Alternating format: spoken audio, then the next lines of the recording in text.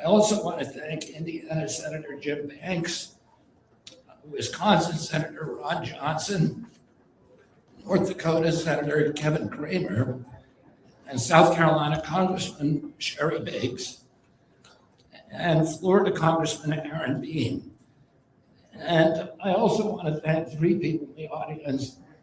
Marty McCary, our extraordinary FDA commissioner, Dr. Oz. Dr. Oz ran for president successfully at his medical school on this issue, on getting more nutrition education in the school. And Jay Bhattacharya is doing an amazing job, both as NIH administrator and recently as a CDC's acting administrator. He really wanted to burnish his curriculum vitae. I want to acknowledge the support and partnership of this initiative from President of the American Medical Association, Bobby Mukamala, Bobby, and the President and CEO of the Association of the American Medical Colleges, Dr. David Scorton, and the President of the American Association of Colleges and Osteopathic Medicine, Dr. Robert Kane. And special thanks to the University of Nebraska President Jeffrey Gold, who played a key role in guiding our efforts in assuring that this was a school-led, consensus-based project. Florida State University President Richard McCulloch and Dean Alma Littles, who along with Dr. Gold were the first to encourage and embrace this tremendous initiative. Thanks to the deans and senior officials representing 53 medical schools, as well as leaders in medical accreditation who have been working on this exciting announcement that we're going to unveil later in the day. And special thanks to Dr. Travis Smith and Sam Waters for their relentless work to make this a reality. Thank you all for being with us today. We know why we are here. Chronic disease is overwhelming our country, and it is accelerating. We spent when my uncle was president, we spent zero on chronic disease in this country. Today, we spend $4.5 trillion a year on healthcare, and 90% of it goes to managing chronic disease. Poor nutrition is often at its core. 6 in 10 American adults live with at least one chronic disease. 4 in 10 live with 2 or more. 38% of our teens are pre-diabetic or diabetic. Nearly 40% are overweight or obese. Almost 1 in 5 adults has non-alcoholic fatty liver cancer. When I was growing up, doctors rarely saw any of these conditions in children, and now they are commonplace. The AMA, the AAMC, and ACON have sounded the alarm.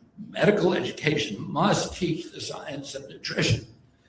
Yet today, the average medical student report receiving less than 2 hours of nutrition education every year, and that ends now. In conversation after conversation with leading researchers and medical school deans, I heard the same message. America's academic institutions stand ready to lead. They want to bring the full weight of American science to this crisis, and they want to move faster than anyone thought was possible.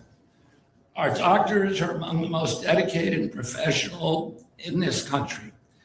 They chose this calling to heal.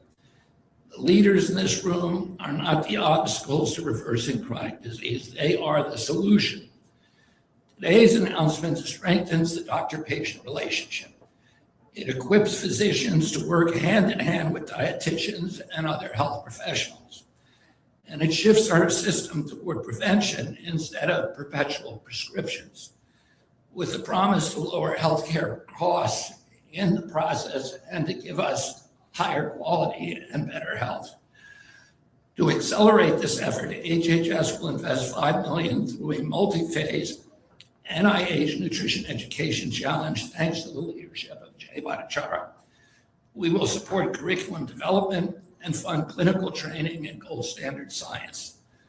We will extend this effort beyond medical schools to residency programs, nursing, dietitian, and nutrition science programs nationwide. To be clear, today's announcement is not the Trump administration dictating medical curricula. Today represents a mutual recognition that HHS and leaders in American medicine can come together to advance shared goals and interests. After months of seeking feedback, we landed on a clear standard, a minimum of 40 hours of nutrition education across all 4 years of undergraduate medical education. For schools that felt competency-based learning was a better benchmark for mastery, we partnered with national experts and those medical schools to build a framework grounded in gold standard science. 71 evidence-based competencies across 10 domains. These competencies are not a curriculum, and they are not a mandate. They are one resource among many and a non-exhaustive list. This morning, we unveiled a public website, hhs.gov/nutrition-education. That's hhs.gov/nutrition-education. If you visit this website, you can see whether your alma mater or the medical school you're considering is on the list. And you can click through to see medical school commitments and their plans for putting nutrition in the classroom. This website is not just about us championing their efforts. It's a public commitment from these institutions to hold themselves accountable, to be a public leader and a catalyst for change. Additionally, the HHS Office of the Assistant Secretary for Health, led by Admiral Brian Christine, will soon require the more than 5,000 officers in the Commissioned Corps of the U.S. Public Health Service to complete continuing nutrition education as part of their professional requirements. Admiral Christine and his team will convene national experts in the coming weeks to ensure that our Commissioned Corps is equipped with the leading science to best serve the country. At HHS, we are leading by example. This is how the movement starts. If your school is not on today's list, that does not mean the door is closed. We welcome you, we encourage you, we expect you to step forward. We thank you very much, and we want every medical school in America to participate. This is one of my proudest days at HHS. I want to thank you, the deans and presidents of America's leading medical schools on the days and in the audience, and the AMA and the other organizations that have worked with us for months to achieve this monumental accomplishment. You've shown yourselves to be dedicated champions to the battle, in the battle to reverse America's chronic disease epidemic. Thank you all very, very much. I now welcome my friend and my colleague, Linda McMahon. Linda's become a very, very close friend, and my niece, Zoe Hines, recently signed a contract with WWE, which Linda has a lot to do with, to become a wrestler, and I'm really looking forward to knowing so many good doctors who can treat her after.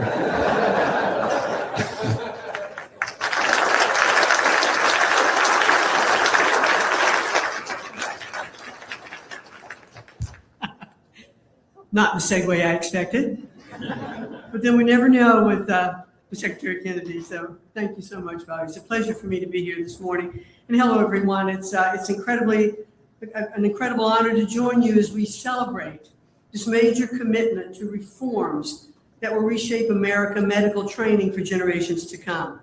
And I'd especially like to thank Secretary Kennedy for leading this common sense reform that will benefit every single American. How many times have we heard, you are what you eat? Well, some days I'm kind of proud of that, and other days I'm going, man, I'm going to be rough tonight because this was not a good day for eating for me. But we really do have to focus on our nutrition. It is so incredibly important. We know that there are certain foods that cause inflammation, and how much of the different diseases that we see today are just really inflammatory responses. Today's announcement puts nutrition and prevention front and center in how we train tomorrow's doctors and healthcare leaders. It's a privilege to recognize the dozens of medical schools stepping up to strengthen nutrition education. Because to make America great again, we must first make it healthy again. Today's announcement reflects a shared understanding. Quality nutrition is foundational to a healthy life. For too long, this essential pillar of public health has been overlooked. Diet-related chronic diseases contribute to roughly 1 million deaths each year and impose enormous economic and emotional costs on our population. And a staggering 14.7 million school-aged children today suffer from obesity. On average, medical schools have required only about 2 hours of nutrition education to earn a diploma. 2 hours. All despite strong evidence indicating that nutrition is a powerful tool for preventing disease. Even more striking, a recent study found that a staggering 75% of U.S. medical schools have no required clinical nutrition coursework. This isn't a minor training issue. It's an institutional barrier to better health outcomes, and we today have the power to fix that. And as Bobby said, today we are moving forward. Thankfully, President Trump's MAHA mission has taken hold across this great nation. Secretary Kennedy and I have jointly urged medical education associations to study the best ways to elevate nutrition in their programs. In Congress, members from both parties have called for stronger nutrition competencies in medical education. And today, dozens of institutions, many of whom represented today, have pledged their commitment to make comprehensive nutrition education a graduation requirement, a full 40 hours, as Bobby mentioned earlier, or competency equivalent, starting this fall. So we're not wasting time, starting this fall. We respect the independence of medical schools and accrediting bodies, and the Department of Education will never mandate curriculum. That's not our job. But we can and will spotlight promising evidence-based models, convene leaders who are improving health outcomes, and celebrate institution-driven curricular reforms that are reforming medical education. And while these commitments are groundbreaking, they're also rooted in just plain common sense. From adding required nutrition hours to integrating competencies across all 4 years and revising assessments, these actions promise real progress toward our shared goal of a healthier America. I want to thank each school for your leadership in studying this issue and implementing these changes. I appreciate everyone involved, from faculty to policymakers, for your work as we make America healthy again. Your dedication to evidence-based nutrition education and strong partnership will deliver a healthier future for every single American. For those children today that we're seeing starting school, going to middle school, on to high school, and into higher education, let's make sure this generation doesn't get lost and left out with this strong nutritional refocus. And now it's my honor to introduce Dr. Bobby Mukamala, President of the American Medical Association, to talk more about this announcement. So thank you and welcome, Bobby.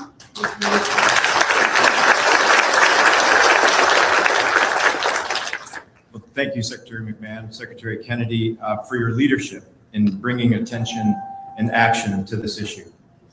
For too long, nutrition has been treated as an elective in medical education, a few hours here and there, as you just heard. Considering how important what we eat is for our health, it should be a basic foundational training because it impacts every one of our patients.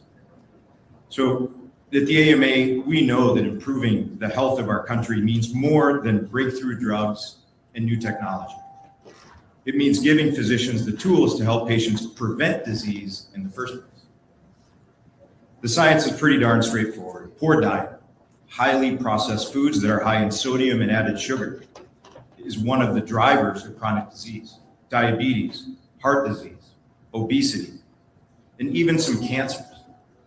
And yet, many physicians receive very little formal training on nutrition. That's not because doctors aren't interested. It's because these priorities in medical education need updating. and that's what you're going to hear here today. The good news is that change is here. As we'll hear today, there's real momentum to bring practical, evidence-based nutrition education into medical schools and residency training. Medical schools are rethinking their curricula. Health systems are starting to embrace the idea that food is medicine. Policymakers are focusing on prevention. Let me be clear, this isn't about turning doctors into dietitians who are critical to taking care of our patients. It's about making sure that physicians feel confident having productive conversations with patients about nutrition, conversations that can truly change lives. I see this in my own practice. Patients are starting to ask me about food, weight, metabolic health, and I'm an ear, nose, and throat doctor. It's not being a primary care physician that's getting these questions to me. That tells us something. Every specialty needs a basic understanding of how nutrition affects health, and places like my hometown of Flint, Michigan, need to focus on getting access to real food. Recently, after 25 years in practice, I became certified in lifestyle medicine because I wanted more knowledge about food and sleep and exercise impact health. But imagine how awesome it would be to have had this training begin when I was in medical school. This is that paradigm shift. So I truly believe that pairing stronger nutrition education with this national focus on prevention will make meaningful, even transformational difference in the health of our communities. So when physicians and patients learn about nutrition, we open the door to practical steps people can take right away. We move from reading and reacting about illnesses to preventing them. And the AMA is excited to help people live longer and better lives preventing disease. So thank you very much for including us in this immense, important effort. And now it's my honor to invite Dr. David Skorton up here. David.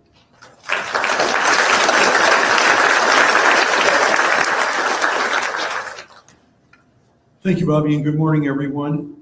And I want to add my thank you to Secretaries Kennedy and McMahon for the opportunity to be here today and for your sincere colleagueship on making us move forward.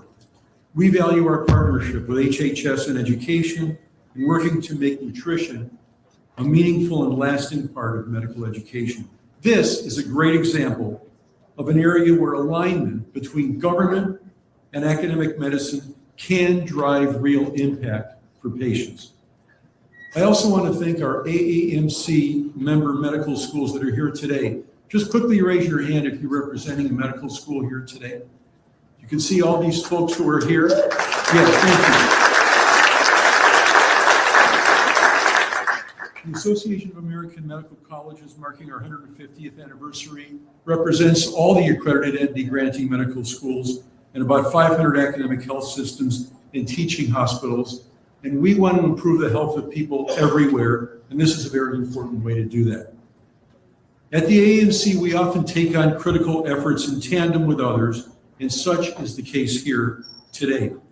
In the case of nutrition education, I've also been very impressed with the efforts of our medical schools, and I am so privileged to be here today with many of them who just raised their hand in concert with leadership from Secretaries Kennedy and McMahon. We've made significant progress over the last years, reflected in the leadership, and I want to recognize Dr. Allison Whalen, the Chief Academic Officer at the AAMC, who has been a big part of this. Thank you for everything.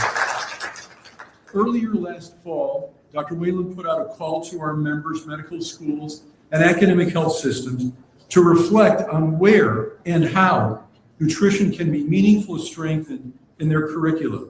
Today is about recognizing this important work and committing to doing more in the future and acknowledging the commitment of HHS and education on this particular topic.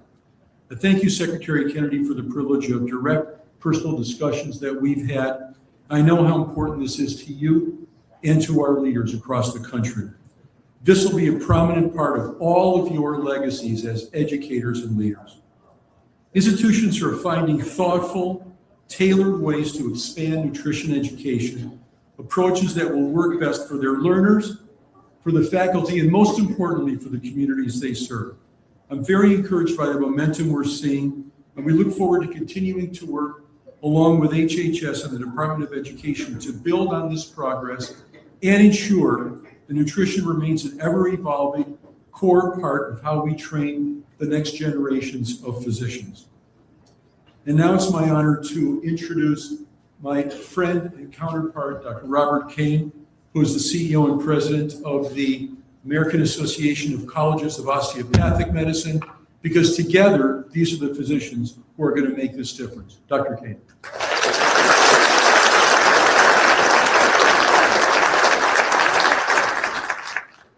Good morning. I want to thank Secretary Kennedy, Secretary McMahon, for elevating prevention and launching this national conversation about nutrition. I'm honored to represent the American Association of Colleges of Osteopathic Medicine here today. I'm going to go maybe just a little different direction than what we've heard. So what is osteopathic medicine for those in the room who are not familiar with it? Put simply, it's an approach to patient care that takes into account the full range of factors that affect health and how the mind, the body, and the human spirit all interact. Since 1892, osteopathic medical education has remained grounded by a simple but powerful principle that the job of the physician is to help the patient find health, not merely manage disease.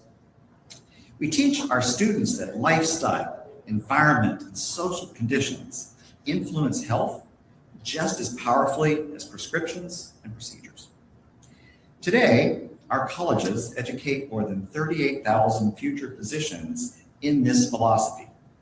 Nearly 30% of all U.S. medical students will become osteopathic physicians, or DOs. And our students are being educated across 73 campuses in 36 sites. And I'm going to do the same thing. Hands up for all of the deans from our schools who are here today.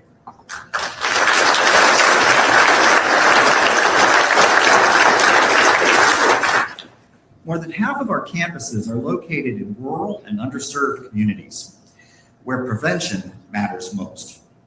Now, that's not accidental. It's indicative of our roots. The community-based education model reflects who we are, the patients we care for, and where we serve them. In the United States, an estimated 80% of healthcare happens in these community-based settings, not in tertiary medical centers that tend to get the most attention. If we are serious about prevention and addressing chronic disease, nutrition must be part of the conversation in these spaces as well. Our schools have long taught nutrition, but this initiative creates an opportunity to rethink learning outcomes, to innovate, and to improve interactions with patients when care plans are being discussed. That will be a step in the right direction for patient care, and may even be a way to start to restore some trust that has been lost in medicine. While nutrition education fits naturally within the framework I've described, medical education must continue to evolve. Strengthening nutrition across the continuum from undergraduate medical education through residency and into practice is both timely and necessary. But it must be done thoughtfully. And to be successful, it needs to be integrated into a broader commitment to whole person care. Osteopathic medical education stands ready to partner with HHS and the Department of Education and other partners across the healthcare system to advance this effort and bring our unique experience to the table. Thank you for including us here today, and we look forward to contributing to a better, healthier future for the American people. And now I would like to introduce the final speaker, Dr. Jeff Gold, the president of the University of Nebraska.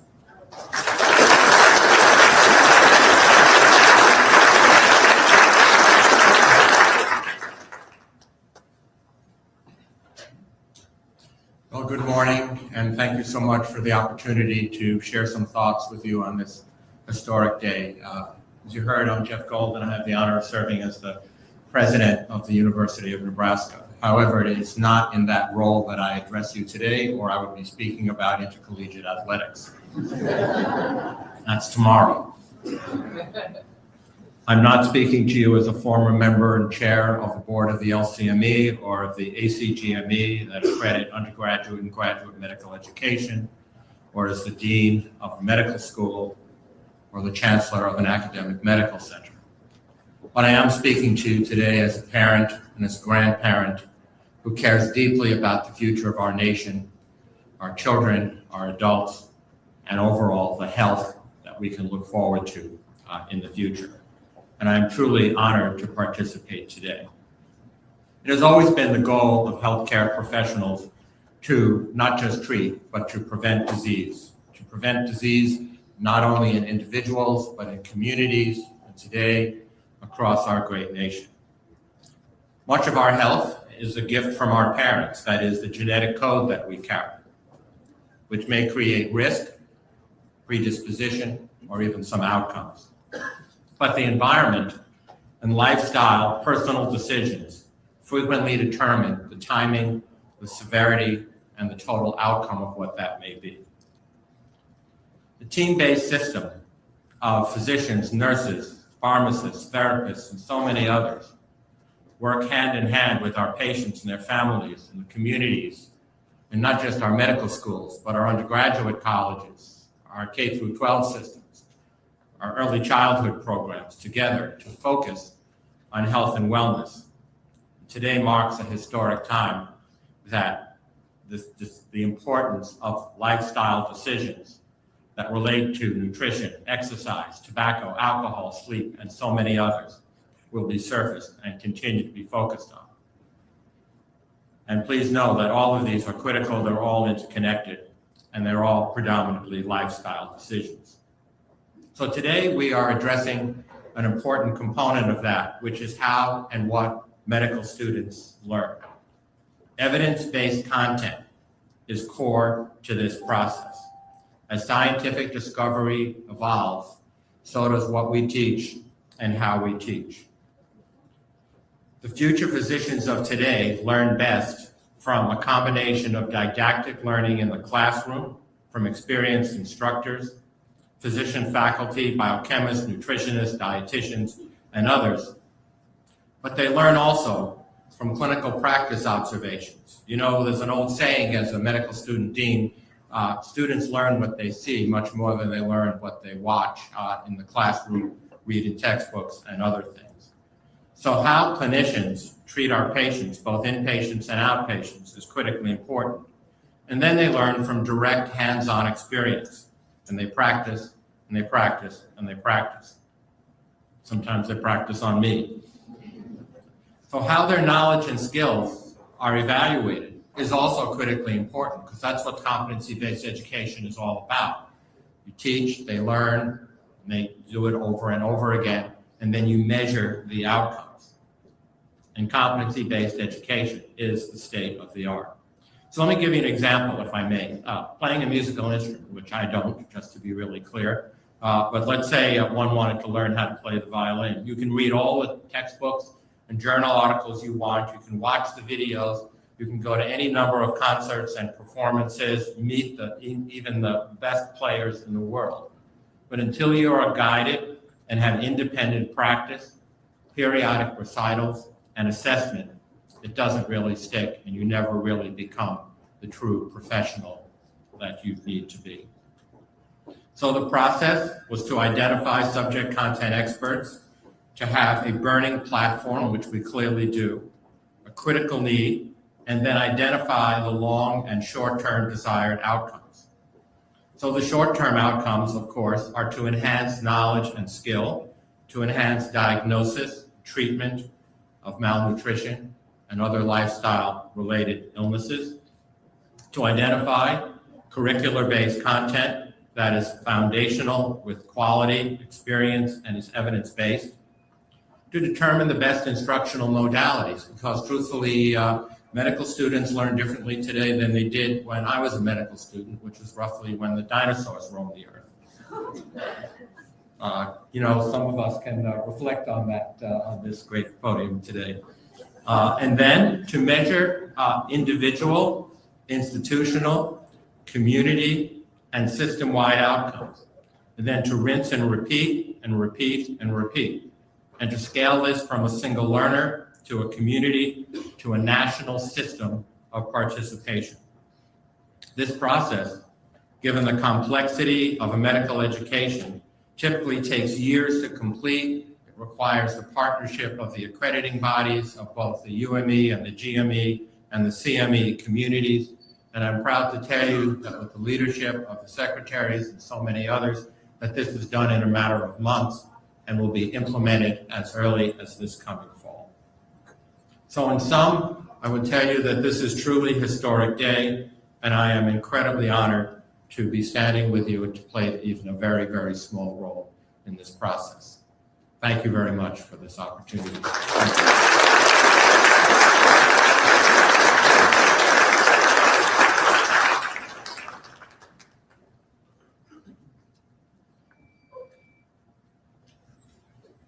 All right. Thank you to all of our incredible speakers. We will now be opening up for Q&A to our press here. Please keep your questions to the topic of today's announcement. And when you are called on, please stand, state your name and outlet so we know who you are. And I also have some of our great advisors with me today as well. So we will get started. Let's start with Arthur. Thank you.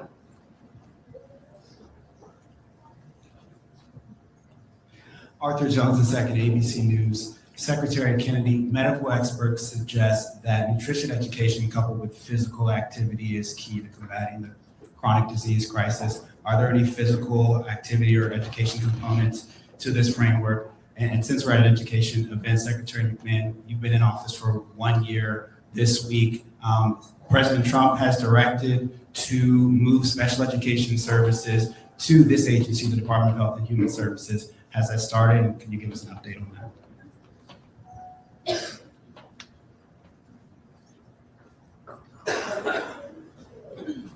I'll let Linda handle the second question. Just for clarification, the president has not ordered that any particular part of the education department be put in any particular agency. Those are the things that we are working through as we look to see where there is a great fit, where there will be, the best outcome, for those programs. So that is not a mandate, just for clarification for you. In terms of, we've developed a curriculum, which I think is very good here, but it's not a curriculum that is mandatory for the medical schools. It's an exemplar, it's a template that they can use or not. Each medical school will develop its own curriculum. And, what we've all agreed on is that there should be 40 hours of learning. So imagine some of them will have physical activity as part of that curriculum and some may not. We at this department are doing, and in the administration, a multi-pronged approach. We're focusing on diet here, the relationship to what we eat, to the chronic disease epidemic, and to prevention of chronic disease. But we also are very focused in this agency on increasing the physical activity of our children. One of our projects that we're working on throughout the states is encouraging the states, and I think 26 of them have already passed bell-to-bell legislation to reduce the use of cell phones in schools. And I've toured a number of these schools, and it's really miraculous what happens to the kids. There's more physical activity, and probably as importantly, the kids are talking to each other now. I went into a cafeteria the other day in Loudoun County at the high school there, and there were 600 kids in there, and they're all having conversations. None of them are looking at their lap. Our kids spend 5.5 hours a day on cell phones. And what the parents said when I asked them is they said the kids are coming home now. They're not using the cell phones in the car. And they're having dinner with their families, and they're talking to them. Hopefully they're getting outside more too.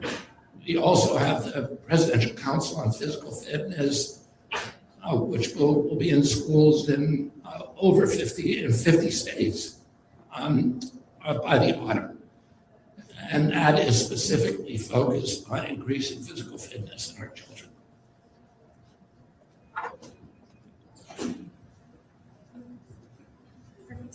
All right, thank you. Can we have Carmen right here? Thanks. Thank you so much for doing this. I'm Carmen Bond. I'm a health reporter with Politico. Secretary Kennedy, you've spoken recently about a new initiative to teach Americans how to cook. You've talked about how people have lost this practice at home that is so important for the family cohesion and obviously for their health. I was wondering if you can give us a bit more details about how that would work in practice. Would that be HHS? Would there be cooking classes? Can you give us more details of how that would be done in practice? Thank you. We've assigned that project to the Commission Court of Brian Christine, and I'm not sure exactly how he's going to carry it out, whether it's through contracts or through Commission Court officers. But, one of the problems that we have, we're figuring out ways to make sure that people can get their protein budget even from food banks. We have a very, very good program that we're about to launch on that. But one of the big problems that we're running into, one of the big impediments, is that Americans have forgotten how to cook. And a lot of them don't have basic skills. They don't have the pots and pans, they don't have the cutting boards, they don't have the cutlery, and they don't really know how to shop. You can eat a lot cheaper at home than you can eat with fast food. Big Mac meal now costs $12 to $14. We're now filling this new program that we have in the military that Pete Hexit has. We've gone, the budget for the military is $18.50 a day per soldier for 3 meals a day. And Chef Robert Irvine, who's been retained by the Pentagon, is feeding our soldiers very, very high quality food, which they're lined up now to get at $10 a day. What he says is you don't have to, it doesn't cost any more money. We don't need more money to make sure people can eat well. We just need to buy smarter. The problem is Americans have forgotten how to cook and they don't know how to shop. Part of what we're trying to do is to re-educate them in those skills. And it's important not only so that they can get access to affordable, high quality food, but also, it's one of the things that brings people together. It shapes communities, and we have a spiritual malaise in this country. Suicide is now, for certain groups of kids, the highest cause of death. We have children who are lonely, who are isolated. We have a crisis of fragmentation and isolation around the country. And we need to start bringing people together and give them a sense of connection, give them a sense of community. And one of the ways to do that is to encourage them to go through this ancient ritual of making a meal with their family and then eating a meal with their family. And that is the basic core for reestablishing connection in the community. And President Trump understands that we're engaged right now in spiritual warfare, and that the malevolent forces want to drive us apart and end our connection to each other. And one of the ways that we can remedy that is by, again, reinstituting this sacred ritual of eating with each other and cooking with each other. Thank you for that question. And I guess I want to echo exactly what Secretary Kennedy said. So in my hometown of Flint, Michigan, when we go to the north side of Flint, it's hard to find a grocery store that isn't loaded with products on the shelves that have a bunch of preservatives in it. So part of it is just access to the healthy food. But then what do you do with it, right? Putting that in our kitchen is one thing, but learning how to cook it in the right way so it's healthy is something that we do in our own Flint Farmers Market, a brand new facility that has a beautiful kitchen in it. And it's when the community gets together and there's excitement about doing it. So it's not happening in our individual kitchens, but it's a cool thing to do in Flint, Michigan. It can be a cool thing to do everywhere. So access to it, knowing what to do with it, and changing the culture, I think, are critical ways to get us healthier. So thank you for that. Okay, next we have Mike here.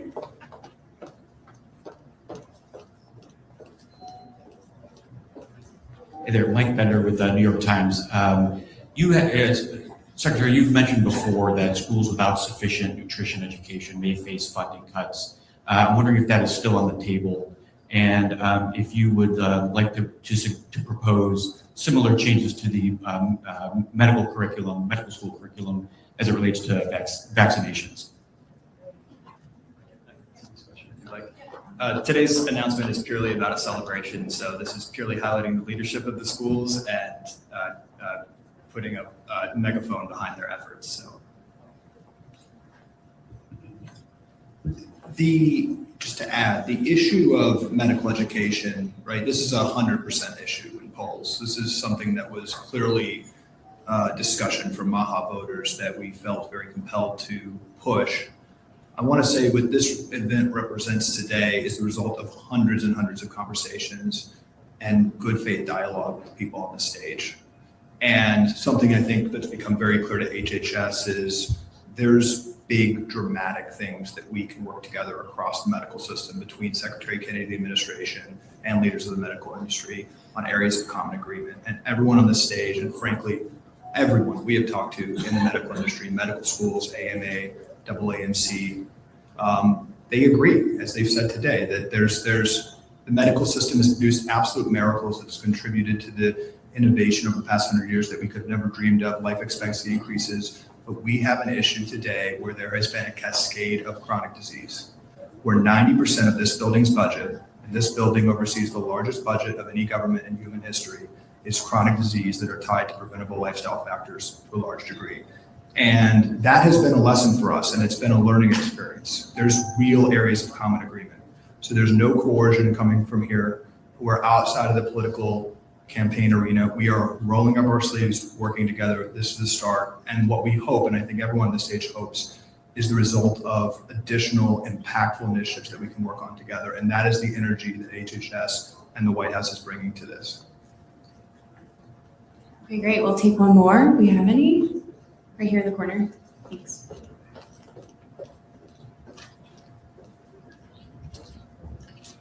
Hi, Emily Rodriguez with the Center Square. So I was just wondering how much of the money being put into the nutrition program is coming from taxpayer money?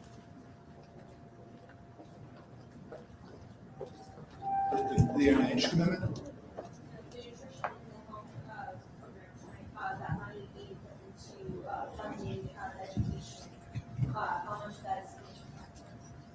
The NIH's taxpayer money, Jay Bhattacharya oversees a significant amount of medical research and money that's committed to preventing and reversing disease and making Americans healthy.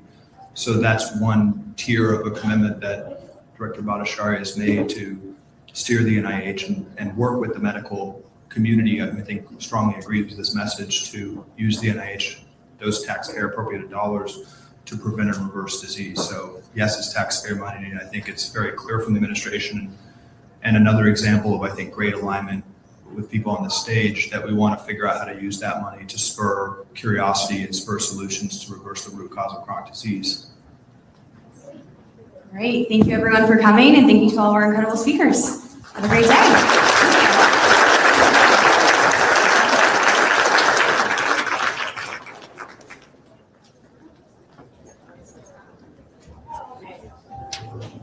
If everyone could actually stay in their seats, we're going to do a picture this way with you all in it. You just hang tight.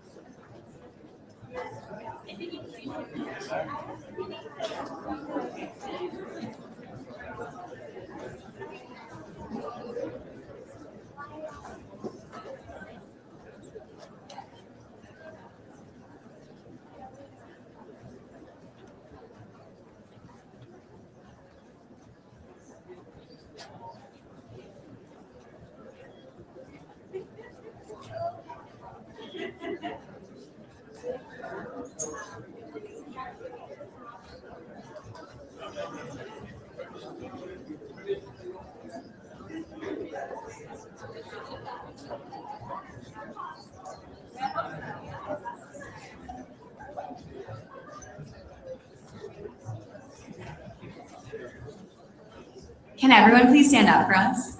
Thank you so much. It's gonna look great, it looks phenomenal.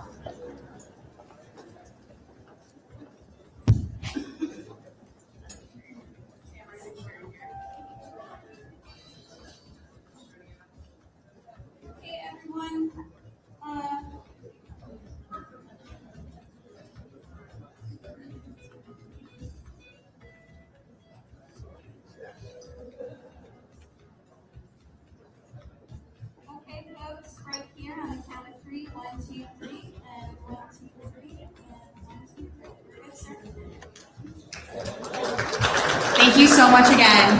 Have a good one.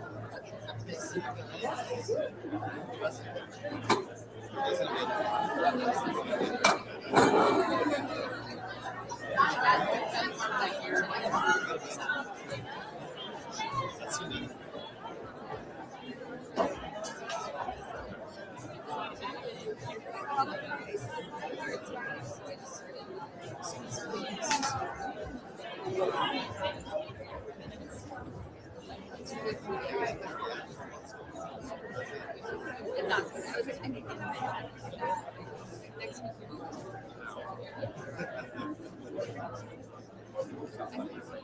week.